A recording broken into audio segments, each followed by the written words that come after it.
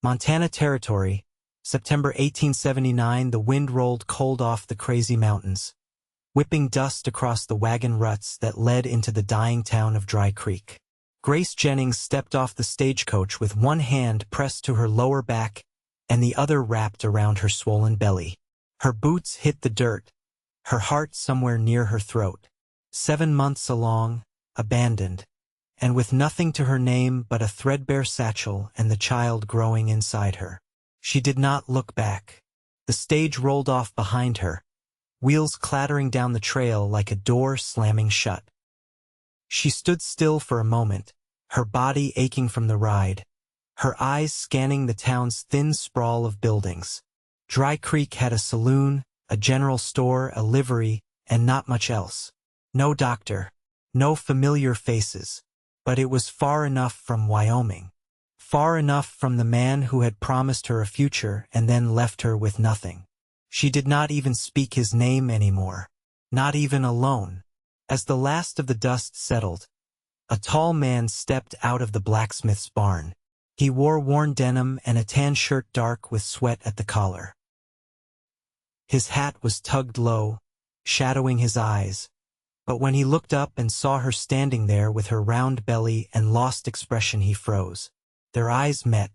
He nodded once and turned back toward the barn, but something made him stop halfway. He looked again, longer this time. She had already started walking toward the boarding house, limp in her left leg from an old burn scar, shoulders squared against the world. The man watched her until she was out of sight. Grace found a room upstairs in the boarding house, one of the few with a bed that did not sag clear to the floor. She paid with the last of her coins, then sank down on the edge of the mattress, pressing both hands to her belly. "It's just us now," she whispered to the baby. "But I'll keep you safe. I swear it." The next morning, Grace woke to the sound of hammering outside. She pulled the curtain back and saw the same man from yesterday lifting a wagon wheel with one arm and a mallet in the other. He was strong, solid, but quiet. He did not look toward the window. Later that day, she walked to the general store, careful with every step. She had not eaten since yesterday morning. Inside, she picked up a sack of oats and a tin of beans, then paused at the counter, jaw clenched. I do not have much money," she said. The storekeeper, a wiry man with a crooked nose, narrowed his eyes. "Then you do not have much business in here." She was turning to leave when a voice behind her said, "Put it on my tab." Grace turned and saw the cowboy from the barn. He stood straight, one hand resting on the counter. The storekeeper blinked. "You sure, Zeke? I said what I said." Grace's jaw tightened. "I didn't ask for charity." Zeke O'Connell looked at her, really looked. "Didn't say it was charity. Just said I'd cover it." She stared at him, unsure what to say. Finally, she nodded once and picked up the supplies. Outside, he followed her a few steps. "You just passin' through?" he asked. "No," she said. "I'm staying." He gave a slow nod, then glanced at her belly. "That your first?" She stiffened. "Yes." He nodded again. "All right. You need anything? I'm over at the barn most days." She turned to go, then stopped. "Why are you helping me?" Zeke shrugged. "You looked like you needed someone." Grace swallowed hard and walked off without another word. Over the next week, she saw him more. He kept to himself, mostly fixing wagons, hauling wood, oiling the gears in the old mill wheel, but he always gave her a nod when their paths crossed. He never asked questions, never stared. But when the boarding house ran out of water one night, he brought her a full bucket without being asked. When her door stuck in the rain, he fixed the hinge before she woke. One afternoon, she could not keep down the bread she had bought. She sat on the back steps of the boarding house, hunched over, crying quietly into her hands. Then the soft thud of boots behind her. "Grace!" She looked up quickly. He had never said her name before. She had not told him it, but somehow he had found out. I'm fine, she said, wiping her cheeks. Zeke crouched beside her. You do not look fine. I will be. He studied her face for a moment, then sat beside her, letting the silence stretch. I was married once, he said finally. She died in childbed. Long time ago. Grace turned her head. I'm sorry. He nodded. Me too. The quiet grew heavier, but not uncomfortable. He looked down at her hands, folded over her stomach. You got anyone comin'? Family? She shook her head. No one. He looked back at the dirt, jaw tight. I ain't much, he said. But I got a roof, a warm stove. I know how to fix things when they break. And I ain't never walked away from what's mine. She stared at him, heartbeat loud in her ears. Zeke turned to her fully then. His voice was low but steady. If you let me, Grace, I'll take all of it. You, the baby, the heartache, whatever you're carrying. I'll take all of it. Her breath caught. He did not touch her, did not press, just waited. Grace looked at him, really looked, and for the first time since she had fled Wyoming, her heart did not feel torn open. I do not even know you, she whispered. Zeke gave the faintest smile. Then let's fix that. She nodded slowly. All right. And he stayed with her there on the steps until the sun dipped down low behind the mountains, casting golden light across the town. He did not leave her side. Not once. The early frost came down from the north like a warning. Grace wrapped herself in one of the boarding house quilts and stepped out onto the porch as the sun edged over the ridgeline. The air bit at her cheeks. She watched her breath rise in white curls. Below, the town stirred slow mules braying at the livery, a rooster calling from somewhere behind the blacksmith barn. She stood still until her back ached, then eased herself into the rocker by the door, hands resting where the baby kicked soft beneath her ribs. Footsteps approached. Only one man in town walked like that, firm, unhurried, with the weight of someone who'd seen too much to rush anymore. Zeke stopped at the porch rail, one hand on the post. His coat flared open at the sides, sawdust clinging to his sleeves. You eat yet? He asked. I was planning to, Grace said. Eventually. He nodded once, then pulled something wrapped in cloth from his coat and passed it to her. Still warm. She unfolded it: slow cornbread and a thick slice of ham. You cook this? Cooked it. Burned the first batch, he said. This one's better. She took a bite without looking up. When she was halfway through, he sat down on the top stair, elbows on his knees. You ever think about staying past winter? He asked, eyes fixed on the dirt road. I don't make plans anymore, she said. Plans don't hold. He didn't answer right away. The wind picked up, carrying the smell of pine and distant smoke. There's a little cabin north of town, he said finally. About 1.5 miles out. Belonged to my uncle. He passed last year. Grace looked at him, the food forgotten in her lap.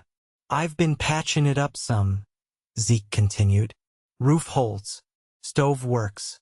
No neighbors that way but deer and wind. What are you saying? She asked. I'm saying you ought to have a place that's yours. She blinked once. You'd give me a house. It's not a gift, he said. It's an offer. You'd still have to say yes. Grace stared at him for a long moment. Why? He turned then, looking at her straight. Because I want you safe. And because I've never said much in my life that I didn't mean. She looked down at the cornbread, then back at him. And what would you want in return? Zeke stood, brushing his palms on his trousers. Just to be let in. Slow's fine. But I'd like to be part of whatever you're building next. Later that afternoon, she followed him up the old trail past the edge of town. The path twisted between cottonwoods and low brush, and the wind whispered through the dead grass. Her steps were slower now, heavier, but he matched her pace without comment. When they reached the cabin, it was smaller than she expected, just one room and a lean-to on the side, but the roof was tight, and the stovepipe trailed smoke. A split-rail fence circled the yard, and someone had cleared the brush back from the front step. Inside, the walls were chinked tight with clay and straw. A cot stood near the far wall, and a small table held a lantern, a tin cup, and a folded square of calico. "I know it's plain," Zeke said, watching her, "but it's clean, and it's yours if you want it." Grace stepped inside and ran her fingers along the edge of the table. The boards had been sanded smooth. She turned and looked at him. "I'd need help hauling water." "I can do that. And firewood. I'll stack it high enough to last through March." She nodded once. Then yes. Zeke's shoulders dropped just slightly, as though he'd been holding something in for days. That night, after he'd lit the stove and left her with enough provisions for the week, she sat by the window and watched the moon rise over the trees. The baby shifted low in her belly, and her hand followed the movement, slow and firm. "You've got a roof now," she whispered, "and maybe something more." Outside, the wind changed direction, but the cabin held warm. By mid-October, the cabin stood tucked beneath a canopy of gold. Tamaracks flared against the sky, brittle leaves piling along the path like scattered paper. Grace moved slower now, her gait uneven from the weight she carried, but she moved with purpose. Each morning she lit the stove herself, folded her bedding, and walked the yard. She had a life to prepare. Zeke came near sunset each day, bringing things she hadn't asked for. A kettle with an unchipped spout, a length of muslin for swaddling, a book of psalms with the corners worn soft. He didn't stay long unless she asked, but he always knocked. One evening, she opened the door with a hand pressed to her lower side, breath tight. "You all right?" he asked, stepping back as though afraid of crowding her. "It's nothing," she said. "The baby's just riding low. Feels like they're trying to push their way out early." He said nothing at first, but his eyes narrowed, and she saw the tension settle across his shoulders. "You need a midwife," he said. "There isn't one in town." "I know someone. She's up near Red Lodge. Half-Crow. Knows more than most doctors around here." "I can't pay her." He met her gaze, steady as always. "You're not paying." Grace hesitated, then stepped aside and let him in. The cabin smelled of wood smoke and rosemary. Her sewing sat on the table, a tiny shirt half-stitched, the needle resting in midair. Zeke took off his hat and set it near the door. "You trust her?" she asked.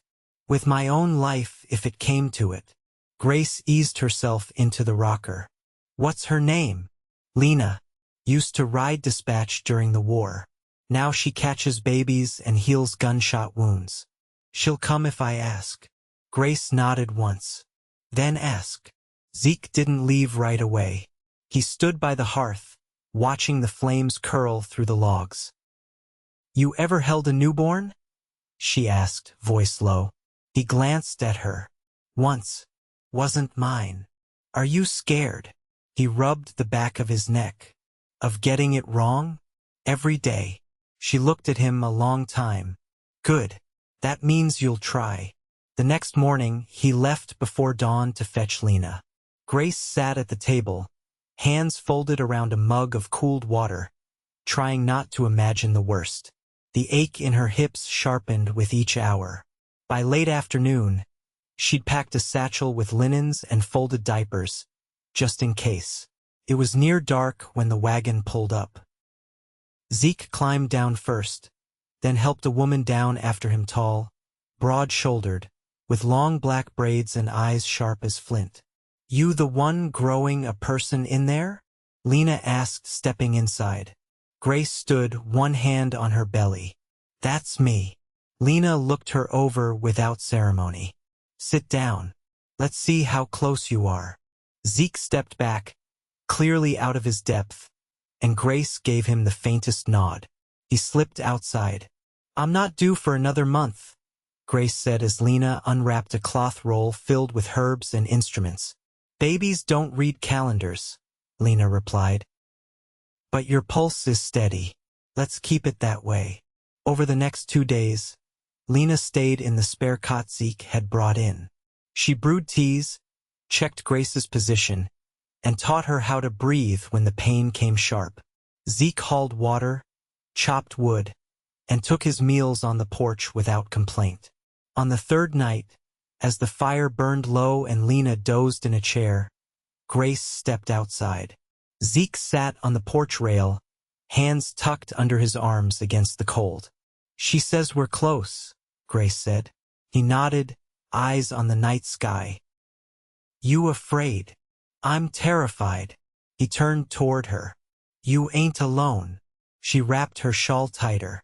You keep saying that, but I don't know what you want out of this. Out of me. Zeke stood slow. I want to build something that doesn't fall apart when the weather turns. I want to be the one who stays when it gets hard. And I want to love you, if you'll let me. She didn't answer right away. Wind stirred the dry grass, carrying the scent of the first snow. I don't know how to be loved right, she said. Then let me show you slow. She looked at him under the moonlight, and for the first time, she believed he meant it. All right? She whispered. Zeke reached out, but didn't touch her. Just waited. Grace stepped forward, closing the space herself, and laid her head against his chest. The wind eased. Inside, Lena stirred and turned over without waking. And in the hush between seasons, something new took root, quiet, sure, and finally home. The baby came on the cusp of November, beneath a sky streaked with pale morning light and the hush of snow pressing close to the earth. Grace woke before dawn with a tightening that stole her breath and didn't let go. Lena was already at her side, calm as ever, a hand to Grace's shoulder and a wordless nod that it was time. Zeke didn't come inside.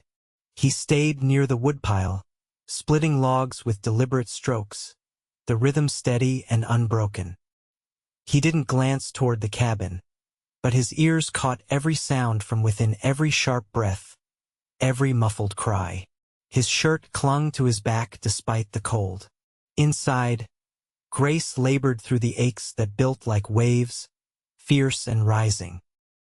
Lena moved without hurry, guiding her through each crest, her hands firm and sure.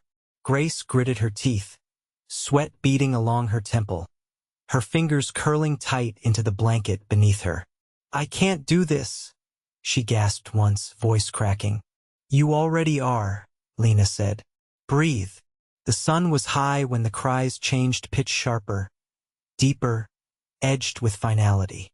One long push, then silence. Then a sound that split the stillness clean through. A baby's cry, small and strong. Lena wrapped the child in the muslin and placed them in Grace's arms without a word. Grace held them close, her body trembling. The baby's cheek rested against her collarbone, warm and damp, breath hitching in tiny hiccups. Zeke heard the cry and dropped the axe. He wiped his hands on his trousers, but didn't move toward the door. Not yet. Lena stepped outside, pulling her coat around her. She's asking for you, she said. Zeke met her eyes. Is the baby? Whole and loud, Lena said. She's resting now, but she said your name. He didn't answer, just followed her in, boots heavy on the floorboards. Grace lay back against the pillows, her skin pale, hair damp against her neck. The baby was tucked close under the blanket, eyes closed, one fist resting near Grace's shoulder. Zeke stopped just inside the door, hat in hand. She's a girl, Grace said, voice faint but clear. Came out hollering like she had something to prove. Zeke crossed the room slow and knelt beside the bed. Does she have a name? I was thinking Clara, Grace said, gazing down at the baby. After my mother's sister. She was the only one who ever stood up for me. Zeke nodded. Clara's good. Strong name. Grace looked at him then, her eyes rimmed with exhaustion but soft at the edges. "You still mean what you said? About taking all of it?" He reached up, brushing a damp strand of hair from her forehead.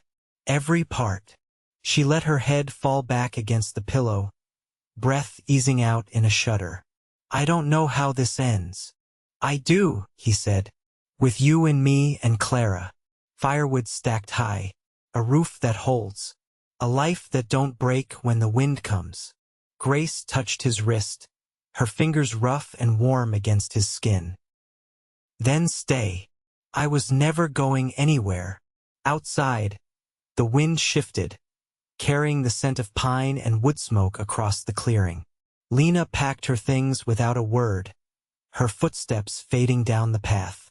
Zeke stayed beside Grace as night fell, one hand resting on the edge of the bed, the other tracing the curve of Clara's back through the blanket. The cabin held quiet, the fire casting soft light against the walls. Grace didn't sleep yet. She watched Zeke's face in the flickering dark, and for the first time in what felt like a lifetime, there was no ache in her chest, no edge in her breath, just warmth and the slow, steady sound of a man who had meant every word he ever said. And she believed it now, every bit. The snow held through November, blanketing the ridgeline and muting the forest beyond the cabin. The path into town was half buried, the trees dressed in white weight, and the sky hung low for days at a time, heavy with quiet. Inside, the world moved slowly, wood crackling in the stove, the soft rustle of linen, the hush of breath when Clara slept against Grace's shoulder. Zeke had built a cradle from pine and birch, each joint carved by hand. He never said much while working on it, just brought it in one morning, set it beside the bed, and ran his palm once along the curved edge before stepping back. Grace had stood beside him, Clara tucked in one arm, and said, "She'll outgrow it by spring." "I know," he said, "but she'll remember the way it rocked." That day, Grace began clearing a space near the hearth. She folded the extra linens into a trunk, swept the corners, and tied back the curtain. Zeke didn't ask what she was doing. He only helped carry the cot outside. By December, the cabin belonged to all three of them. One evening, Zeke returned from town with his coat dusted white and a bundle wrapped in canvas under one arm. He set it on the table without a word and began unwrapping it, layer by layer. Grace watched from the rocker, Clara asleep on her chest. He pulled free a pair of leather boots, small, stiff-soled, clearly handmade. "They're for her," he said. Grace reached out, brushing the toe of one with her fingers. "She won't walk for a long while yet." "I know. But when she does, she'll need something real under her feet." Grace looked at him then, studying the way he stood with his hands at his sides, as though bracing for her to say it was too much. Instead, she said, "You think about things before other people know they're coming." He met her eyes. "I had to learn how." "Who taught you?" Zeke rested his palm on the table. "A man I worked under back in Kansas. He'd been an army quartermaster. Said the only way to keep a place standing was to fix what was loose before it snapped." "Did you like him?" "No. He was mean as a frostbit mule. But he wasn't wrong." Grace smiled, just a little. "You're not much like him." Zeke pulled off his coat and hung it near the stove. "I've been trying not to be." Later that night, Zeke sat at the table carving a piece of hickory while Grace rocked Clara slow, humming something tuneless beneath her breath. The cabin held a warm hush, the kind that settles when everything is where it's meant to be. "You ever think about getting married again?" Grace asked, her voice quiet but even. Zeke didn't look up from his carving. "I think about it most days." She shifted Clara gently against her chest. "To anyone in particular?" He set the knife down and turned toward her, his expression open. "Well," he said, "I reckon there's only one woman I've ever known who could make this place feel enough like home to want to stay in it for good." Grace didn't speak at once. She looked down at Clara, then back up. What if I said yes? Zeke stood. Then I'd ask you when.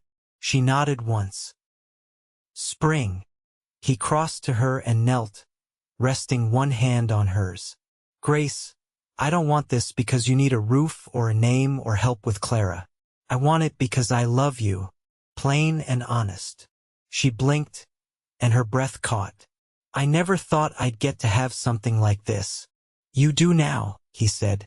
She leaned forward and kissed him, slow and certain. Clara stirred between them but didn't wake.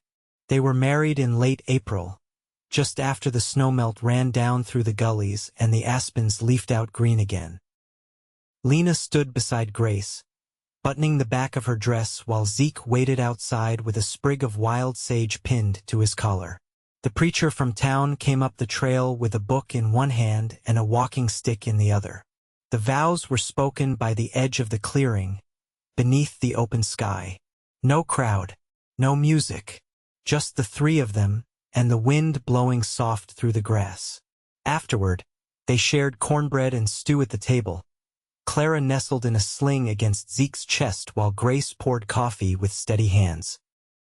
That night, as dusk settled over the mountains, Zeke built a fire outside, and they sat wrapped in a quilt watching the stars appear one by one.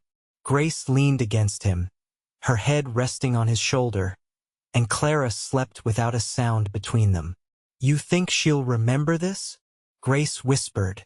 She'll know, Zeke said, because we'll tell her, every year. Grace closed her eyes.